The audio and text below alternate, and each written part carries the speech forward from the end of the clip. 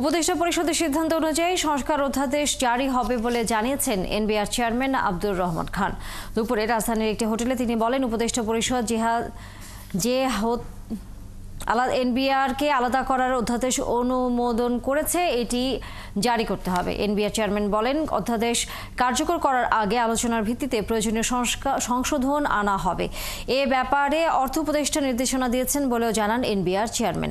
IMF এর সংস্কার এজেন্ডার অন্যতম শর্ত বলেও জানান আব্দুর রহমান খান। উল্লেখ্য, এই সংস্কার প্রক্রিয়ার মাধ্যমে এনবিআর এর প্রশাসন ক্যাডারের আধিপত্য বাড়ার আশঙ্কা করছে এনবিআর কর্মকর্তা। এই আশঙ্কায় গত সপ্তাহে আন্দোলনেও করেন তারা।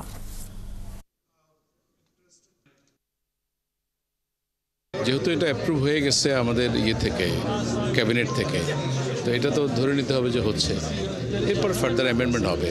অর্ডিন্যান্স কিন্তু হলে এটা ইমপ্লিমেন্ট হচ্ছে না, কারণ ইমপ্লিমেন্টেশনের জন্য আলাদা একটা প্রজ্ঞাপন লাগবে এবং যেভাবে এটা সবার সাথে আলোচনা করে বাস্তবায়নযোগ্য হয় সেভাবে পরবর্তীতে অ্যামেন্ডমেন্ট করা হবে।